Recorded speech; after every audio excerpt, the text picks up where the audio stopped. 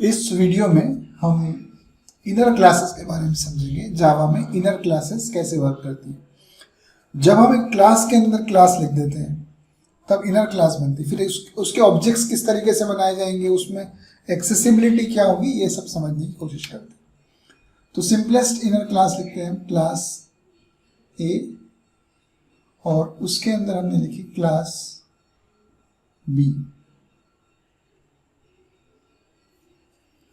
तो सबसे पहला चीज ये समझते हैं, क्लास के अंदर क्लास लिखी तो ऑब्जेक्ट्स क्रिएशन कैसे होंगे।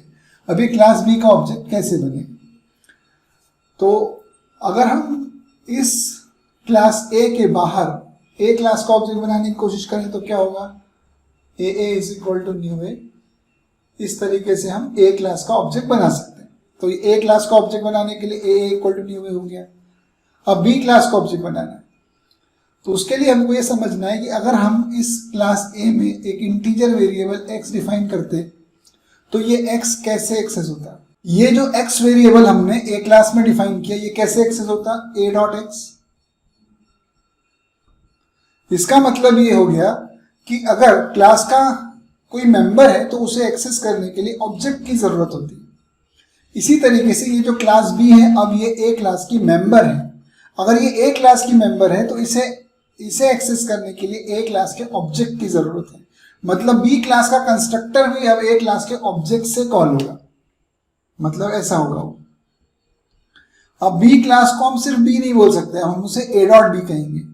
स्मॉल बी मतलब हमने बी क्लास का ऑब्जेक्ट बनाया is equal to object dot constructor call A dot. जैसे हम ए डॉट एक्स कर रहे हैं किसी भी मेंबर को एक्सेस करने के लिए ऑब्जेक्ट डॉट मेंबर नेम है, वैसे ही ऑब्जेक्ट डॉट करके हम कंस्ट्रक्टर कॉल करेंगे और उस क्लास का नाम सिर्फ बी नहीं होगा, ए डॉट बी होगा। तो ये जो स्मॉल बी बना ये बी क्लास का ऑब्जेक्ट है जो कि इनर क्लास है और उस क्लास का ऑब्जेक्ट बनाने के लिए आउटर क्लास के ऑब्जेक्ट की जरूरत है। मतलब जब तक ए क्लास का ऑब्जेक्ट नहीं बनेगा हम बी क्लास का ऑब्जेक्ट नहीं बना सकते और बी क्लास का ऑब्जेक्ट बनाने की ये कमांड है। अब बी क्लास में अगर हम वेरिएबल डिक्लेयर कर देते हैं इंटीजर y, तो ए क्लास के ऑब्जेक्ट से हम क्या क्या कर सकते हैं। ए क्लास के ऑब्जेक्ट से हम x को यूज कर सकते हैं, वो हमने कर लिया। ए क्लास के ऑब्जेक्ट से हम b का कंस्ट्रक्टर कॉल कर सकते हैं, ये भी कर लिया। क्या ए क्लास के ऑब्जेक्ट से y एक्सेस हो जाएगा, y क्योंकि b का मेंबर है तो वो सिर्फ b के ऑब्जेक्ट से होगा। ए क्लास के ऑब्जेक्ट से y एक्सेस नहीं होगा, a डॉट y नहीं लिख सकते हम, तो फिर b हम b डॉट y जरूर लिख सकते हैं। b dot y is equal to 40, ये वैलिड है। b क्लास का ऑब्जेक्ट अपने मेंबर्स एक्सेस कर रहा है। क्या हम b क्लास के ऑब्जेक्ट से x को यूज कर सकते हैं, ये जो x है b डॉट x लिख सकते हैं क्या। अगर हम b dot x is equal to 10 लिखने की कोशिश करेंगे तो ये गलत है। ये b क्लास के ऑब्जेक्ट से x एक्सेस नहीं होगा, लेकिन ये जो x है ये b क्लास में अवेलेबल होगा। मतलब अगर हम यहाँ पे लिखें void m1 और उस m1 मेथड में x को प्रिंट कराने की कोशिश करें system.out.println x, तो ये वैलिड कमांड है। हम बी क्लास में कहीं पे भी x को यूज कर सकते हैं। मतलब रूल क्या हो गया, आउटर क्लास के सभी मेंबर्स इनर क्लास में डायरेक्टली एक्सेसिबल है। आउटर क्लास के मेंबर्स मतलब ए क्लास के मेंबर्स, ए क्लास का मेंबर कौन है, x इस बी क्लास में कहीं पे भी एक्सेसिबल है, आप इसको यूज कर सकते हैं। लेकिन इसका ये मतलब नहीं है कि वो बी का मेंबर है, बी डॉट एक्स नहीं होगा, ये नहीं चल सकता क्योंकि वो बी क्लास का मेंबर नहीं है। वो बी क्लास लिखी ऐसी जगह गई है जहां पे वो x की एक्सेसिबिलिटी बन रही है। तो ये x इस ब्रैकेट से इस ब्रैकेट के बीच में कहीं पे भी यूज हो सकता है, तो ये कहीं पे भी यूज हो सकता है, इसलिए यहाँ पे यूज हो गया। तो ऑब्जेक्ट से तो खुद के मेंबर्स आ रहे हैं लेकिन एक्सेसिबिलिटी आ रही है, यानी आउटर क्लास के सभी मेंबर्स इनर क्लास में डायरेक्टली एक्सेसिबल होते हैं। आउटर क्लास का ऑब्जेक्ट नॉर्मल बनता है, इनर क्लास का ऑब्जेक्ट बनाने के लिए आउटर क्लास के ऑब्जेक्ट से कंस्ट्रक्टर कॉल किया जाता है। फिर ये जो y है, ये अगर मुझे इसमें एक्सेस करना है ए क्लास में, तो ए क्लास के किसी फंक्शन में अगर मैं y एक्सेस करना चाहता हूं तो क्या करना पड़ेगा। अगर हमको ये जो ए क्लास है इस क्लास में बी क्लास का ऑब्जेक्ट बनाना हो, अगर मैं यहां से इस जगह पे बी क्लास का ऑब्जेक्ट बनाने की कोशिश करूंगा तो इस जगह से अगर अपन देखें तो बी क्लास कोई इनर क्लास नहीं, बी एक नॉर्मल क्लास है। अगर ए क्लास के बाहर से देखा जाए तब भी एक इनर क्लास है। मतलब ए क्लास के अंदर कहीं पे भी अगर मुझे बी क्लास का ऑब्जेक्ट बनाने की जरूरत पड़ेगी तो बी क्लास का ऑब्जेक्ट नॉर्मल जो कंस्ट्रक्टर कॉल करके बनता है वैसे बन जाएगा। तो बी क्लास का ऑब्जेक्ट ए क्लास के अंदर कहीं बनाना है तो B small B is equal to new B ही बनेगा, और ए क्लास के बाहर बनाना है तो फिर ये कमांड इससे बनेगा। तो एक्सेसिबिलिटी समझ में आ गई, ऑब्जेक्ट कहाँ बनाएंगे तो कैसे बनेगा ये समझ गए। इनर क्लास के मेंबर्स आउटर क्लास में डायरेक्टली एक्सेसिबल नहीं होते। इनर क्लास का एक वेरिएबल अगर y आपको बाहर चाहिए तो पहले ऑब्जेक्ट बनाइए, ऑब्जेक्ट से डॉट y होगा, मतलब b डॉट y होगा। आउटर का इनर में डायरेक्टली आ रहा है, उसमें कोई दिक्कत नहीं। अब मॉडिफायर्स के बारे में समझिए। मॉडिफायर्स मतलब इस जगह पे इस क्लास में हम कौन कौन से मॉडिफायर्स लगा सकते हैं। नॉर्मल हम क्लास में कौन कौन से मॉडिफायर लगा सकते हैं, क्लास पब्लिक हो सकती है, क्लास डिफॉल्ट हो सकती है। क्लास पे एक्सेस मॉडिफायर्स में सिर्फ दो ही मॉडिफायर लगते हैं, या तो हम कुछ भी नहीं लिखेंगे या पब्लिक लिखेंगे। कुछ नहीं लिखा मतलब डिफॉल्ट और पब्लिक लिख देंगे तो क्लास पब्लिक हो जाएगी। क्लास प्रोटेक्टेड नहीं हो सकती, क्लास प्राइवेट नहीं हो सकती, ये वाली class outer class, normal class. लेकिन ये जो क्लास बी है, ये क्लास किस जगह लिखी गई है, जहां पे एक फंक्शन लिखा जाता है, जहां पे एक वेरिएबल डिक्लेयर किया जाता है। ये आपने एक वेरिएबल डिक्लेयर किया, क्लास भी उसी जगह पे लिखी हुई है जहां पे आप एक वेरिएबल डिक्लेयर करते हैं। इसका मतलब इसके ऊपर वो सारे एक्सेस मॉडिफायर लगाए जा सकते हैं जो आप एक वेरिएबल या एक फंक्शन पे लगाते हैं। तो हम क्लास को पब्लिक, प्रोटेक्टेड, प्राइवेट, डिफॉल्ट सब कर सकते हैं। ये वाली क्लास इनर क्लास पे सारे मॉडिफायर लगेंगे जो एक फंक्शन पे लगते हैं। फंक्शन पे एक्सेस मॉडिफायर के अलावा और कौन कौन से मॉडिफायर लग सकते हैं, फंक्शन फाइनल हो सकता है, फंक्शन एब्स्ट्रैक्ट हो सकता है, फंक्शन सिंक्रोनाइज्ड हो सकता है, फंक्शन स्टैटिक हो सकता है। नॉर्मल क्लास कभी स्टैटिक नहीं हो सकती, नॉर्मल क्लास एब्स्ट्रैक्ट हो सकती है, नॉर्मल क्लास फाइनल हो सकती है, लेकिन स्टैटिक क्लास नहीं होती। पर मेथड तो स्टैटिक हो सकता है, तो हमारी इनर क्लास भी स्टैटिक हो सकती है। अगर ये क्लास स्टैटिक हो जाए, इनर क्लास भी अगर स्टैटिक हो जाए तो क्या होगा, तो फिर ऑब्जेक्ट बनाने के लिए ये सब करने की जरूरत नहीं है। अब ये जो स्टैटिक इनर क्लास है, इस केस में क्या करना पड़ेगा, जो स्टैटिक मेंबर्स होते हैं उनको एक्सेस करने के लिए ऑब्जेक्ट की रिक्वायरमेंट नहीं होती। इसका मतलब ये बी क्लास को ए क्लास का मेंबर स्टैटिक हो गया ये, तो इसके लिए ए क्लास का ऑब्जेक्ट बनाने की जरूरत नहीं है। तो बिना ऑब्जेक्ट बनाए मतलब A is equal to new A command अब नहीं चलाएंगे जब वो स्टैटिक हो गया। अब हम डायरेक्टली लिखेंगे A dot B small B is equal to new A dot B. इस कमांड से अब बी क्लास का ऑब्जेक्ट बनेगा। बी क्लास का ऑब्जेक्ट बनाने के लिए अब हमको कोई ए क्लास के ऑब्जेक्ट की जरूरत नहीं, क्योंकि बी क्लास स्टैटिक हो चुकी। तो अब एक्सेसिबिलिटी में क्या चेंज आएगा, एक्सेसिबिलिटी में अब आप ये ध्यान रखेंगे जो स्टैटिक के कंसेप्ट हैं कि अगर ये मेथड स्टैटिक होता है तो स्टैटिक में आउटर सिर्फ स्टैटिक ही एक्सेसिबल होते हैं, नॉन स्टैटिक एक्सेस करने के लिए ऑब्जेक्ट बनाना पड़ता है। सेम कंसेप्ट ये यहाँ पे जब हमने स्टैटिक नहीं लगाया था तब ये एक्स डायरेक्टली एक्सेसिबल हो रहा था, लेकिन जैसे ही क्लास भी स्टैटिक हो गई ये एक्स यहाँ पे एक्सेसिबल नहीं होगा। अगर आपको एक्स एक्सेस करना है तो आप ऑब्जेक्ट बना के करेंगे या फिर खुद ये एक्स स्टैटिक हो जाएगा। अब ये एक्स यहाँ पे आ जाएगा। अगर ये एक्स स्टैटिक नहीं होगा तो यहाँ पे यूज नहीं कर सकते। अगर हम यहाँ से स्टैटिक हटा दें तो इसको यहाँ पे यूज करने के लिए हमें ए इज इक्वल टू न्यू ए और system dot out dot println ए डॉट एक्स ऐसा लिखना पड़ेगा। तो ऑब्जेक्ट बना के एक्सेस करना पड़ेगा। तो स्टैटिक के कंसेप्ट सेम रहेंगे। अगर मेथड स्टैटिक है तो क्लास के स्टैटिक मेंबर ही एक्सेस होते हैं, वैसे ही हमारी क्लास स्टैटिक है तो आउटर क्लास पे सिर्फ स्टैटिक मेंबर एक्सेस होंगे। नॉन स्टैटिक एक्सेस करना है, नॉन स्टैटिक एक्सेस करना है तो ऑब्जेक्ट बना के करिए, ऑब्जेक्ट बना के करना। और अगर ये एक्सेस स्टैटिक हो जाता है तो डायरेक्टली एक्सेस हो जाता है। तो इनर क्लास स्टैटिक हो सकती है, इनर क्लास प्राइवेट हो सकती है। इनर क्लास पे वो सारे मॉडिफायर्स लगाए जा सकते हैं जो एक फंक्शन पे लगाए जाते हैं, एक मेथड पे जो लगाए जाते हैं वो सारे मॉडिफायर लगेंगे। और स्टैटिक होने के बाद ऑब्जेक्ट इससे बने। लेवल कितने भी हो सकते हैं, मतलब क्लास के अंदर क्लास, उसके अंदर भी क्लास हो सकती है। तो अगर हम थर्ड लेवल पे चले जाएं कि क्लास ए के अंदर बी और बी के अंदर सी, ऐसा भी देखें तो 3 लेवल तक की क्लास लिखते हैं हम। क्लास ए,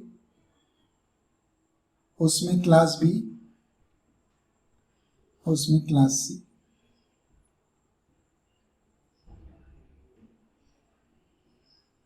अब अगर सी क्लास का ऑब्जेक्ट बनाना है तो क्या करोगे, सी क्लास का ऑब्जेक्ट बनाना है तो पहले बी का बनाना पड़ेगा।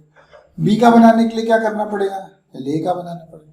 मतलब इस सिचुएशन में अगर मुझे सी क्लास का ऑब्जेक्ट बनाना है तो पहले मुझे ए क्लास का ऑब्जेक्ट बनाना होगा।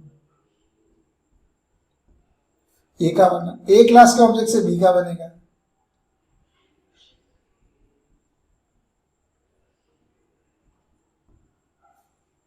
अब बी क्लास के ऑब्जेक्ट से सी का बनेगा।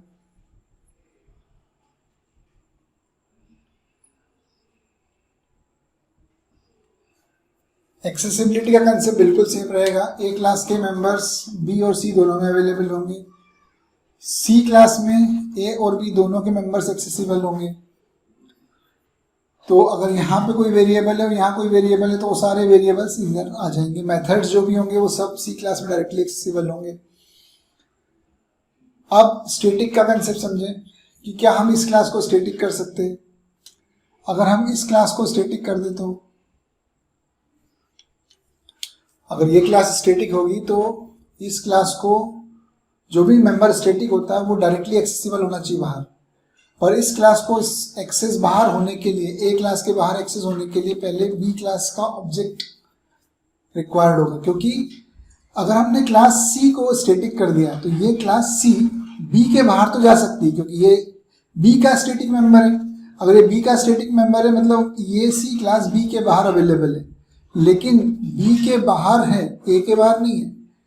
बी क्लास तक पहुंचने के लिए तो ए क्लास का ऑब्जेक्ट बनाना ही पड़ेगा, तो वो सी क्लास स्टैटिक नहीं हो सकती। मतलब किसी भी नॉन स्टैटिक इनर क्लास की भी इनर क्लास स्टैटिक नहीं हो सकती। अगर ये स्टैटिक है तो ये स्टैटिक हो सकती है। अगर यहां स्टैटिक लगा दें, अब ये स्टैटिक सही है, तो इस सिचुएशन में ऑब्जेक्ट कैसे बनेगा, A dot B dot C small C is equal to new A dot B dot C, ऐसे बन गया। तो हमेशा ये ध्यान रखना है कि अगर कोई इनर क्लास स्टैटिक है तभी उसके अंदर वाली क्लास स्टैटिक हो सकती है। अगर यहां से स्टैटिक हटा दिया जाए तो फिर अब ये वाली क्लास स्टैटिक नहीं हो सकती। उल्टा सही, ये स्टैटिक कर लें, हम इसको हटा दें, चल जाए, लेकिन किसी भी नॉन स्टैटिक इनर क्लास के अंदर वाली क्लास स्टैटिक नहीं हो सकती। आउटर क्लास तो कभी स्टैटिक होती ही नहीं। तो हमको ये कंसेप्ट समझ में आ गया कि स्टैटिक कब होना है और कब नहीं होना है। स्टैटिक होने से ऑब्जेक्ट बनने में क्या डिफरेंस आ जाता है ये अपन समझ गए। ठीक, अब हमको ये समझना है कि क्या हम क्लास के अंदर एक मेथड लिखें और मेथड के अंदर क्लास लिख सकते हैं क्या, मतलब class inside a method, method में भी क्लास लिखी जा सकती है। हम मेथड में क्लास लिख सकते हैं, मेथड में क्लास लिखना है मुझे। तो क्लास, इसमें हमने एक वेरिएबल डिक्लेयर किया इंटीजर x, फिर हम एक मेथड लिखते हैं void m1, ये फंक्शन लिखा, इसमें एक वेरिएबल डिक्लेयर किया इंटीजर y, फिर उसमें एक क्लास लिखी हमने क्लास b, इस क्लास में भी एक फंक्शन लिखा, इस क्लास में एक वेरिएबल डिक्लेयर कर लेते हैं इंटीजर z, अब एक फंक्शन इसमें डिफाइन किया void m1, इस m1 फंक्शन में x y z तीनों प्रिंट कराते हैं, system dot out dot println x, system dot out dot println y, system dot out dot println z, class close, method close, outer class close।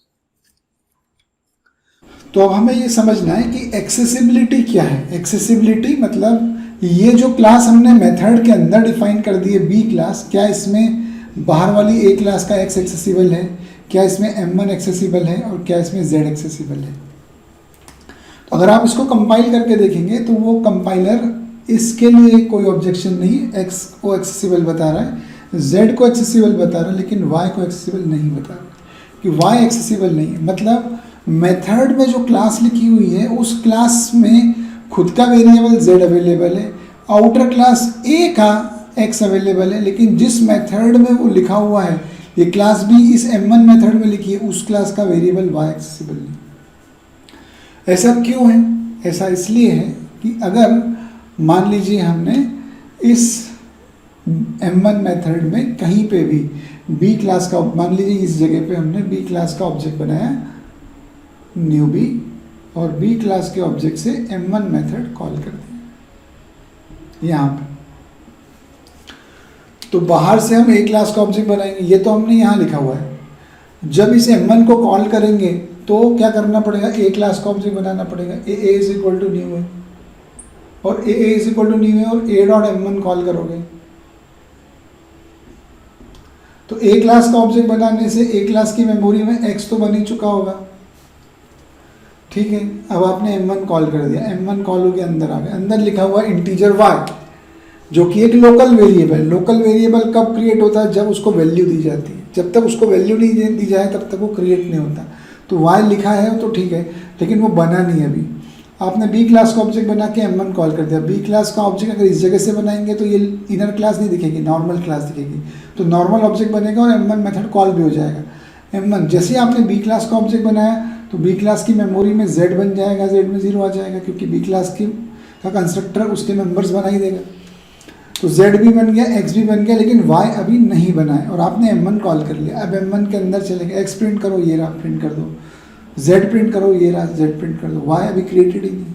जब वो created he नहीं तो print कहाँ से हो? तो एक्सेसिबिलिटी का रूल क्या है? क्योंकि ये हो सकता है कि आप इसको इक्वल टू 10 लिखें या नहीं लिखें। तो जब आपने इक्वल टू 10 लिखा तो इसको मेमोरी बन गई, तो उस केस में एक्सेसिबल होना चाहिए। लेकिन जब आपने नहीं लिखा तो वो एक्सेसिबल नहीं होना चाहिए। तो कंपाइलर ऐसे इफ एल्स पे नहीं चल सकता। कंपाइलर एक रूल बनाएगा कि ये सिचुएशन हो सकती है। तो ये सिचुएशन को सेफगार्ड करने के लिए उसने बोला कि मैं मेथड का वेरिएबल यूज़ नहीं करूँगा। तो मेथड का वेरिएबल यूज़ ही नहीं कर रहा है, मतलब जिस मेथड में क्लास लिखी गई है उस क्लास में उस मेथड का वेरिएबल एक्सेसिबल नहीं है जब तक वो फाइनल ना हो जाए। अगर हम यहाँ पे फाइनल मॉडिफायर लगा दें, फाइनल मॉडिफायर लगाया तो वैल्यू देना कंपलसरी है। मतलब अब वो फाइनल देख के समझ जाएगा कि हाँ y क्रिएट हो चुका है। अगर y क्रिएट हो चुका है तो x स्कोप के अकॉर्डिंगली y आना चाहिए। इस ब्रैकेट से इस ब्रैकेट तक कहीं पे भी y यूज़ होना चाहिए, क्योंकि वो मेथड का वेरिएबल है, मेथड में यूज़ होगा। तो ये इस हिसाब से स्कोप आ रहा है उधर, तो स्कोप आ रहा है तो y प्रिंट होगा। और फाइनल भी देख लिया उसने कि फाइनल है, मतलब वैल्यू दे दी होगी, वैल्यू दी होगी तो मेमोरी बनी चुकी होगी। तो अब y एक्सेसिबल है। मतलब लोकल इनर क्लास मतलब क्लास इनसाइड ए फंक्शन, उसमें मेथड का वही वेरिएबल यूज होगा जो फाइनल होगा, अदरवाइज वो यूज नहीं होगा। आउटर क्लास के मेंबर डायरेक्टली आएंगे, खुद के मेंबर डायरेक्टली आएंगे। ऐसी लोकल इनर क्लास के ऑब्जेक्ट सिर्फ मेथड के अंदर ही बनेंगे, नॉर्मल तरीके से जैसे बनते हैं। उस मेथड के बाहर उनकी कोई एक्सेसिबिलिटी नहीं होगी। तो इस क्लास पे कोई और मॉडिफायर लगाने से कोई मतलब नहीं, ये क्लास स्टैटिक हो ही नहीं सकती है, क्योंकि मेथड के अंदर स्टैटिक मॉडिफायर नहीं होता है। स्टैटिक मॉडिफायर क्लास के मेंबर्स पे होता है। फंक्शन के अंदर स्टैटिक मॉडिफायर नहीं होता, फंक्शन के अंदर पब्लिक मॉडिफायर नहीं होता। तो यहाँ पब्लिक मॉडिफायर नहीं आ सकता है। ये मेथड और ये वेरिएबल पब्लिक स्टैटिक सब हो सकते हैं, लेकिन ये क्लास स्टैटिक नहीं हो सकती। नॉर्मल वो जो क्लास हमने स्टैटिक समझी वो स्टैटिक हो सकती है, मेथड के अंदर वाली क्लास स्टैटिक नहीं हो सकती। तो ये हमने इनर क्लासेस के बारे में सब कुछ समझ लिया कि इनर क्लास कैसे लिखी जाती है, ऑब्जेक्ट्स कैसे बनते हैं, किस सिचुएशन में स्टैटिक हो सकती है, स्टैटिक होने के बाद ऑब्जेक्ट कैसे बन सकते हैं। फिर मेथड के अंदर इनर क्लास लिखते हैं तो उसका ऑब्जेक्ट कहाँ बनता है, कैसे बनता है, और एक्सेसिबिलिटी क्या होती है। तो ये इनर क्लासेस के बारे में हमें सब पता है। सिर्फ एक टाइप की इनर क्लास बची है, एनोनिमस इनर क्लास, वो हम नेक्स्ट वीडियो में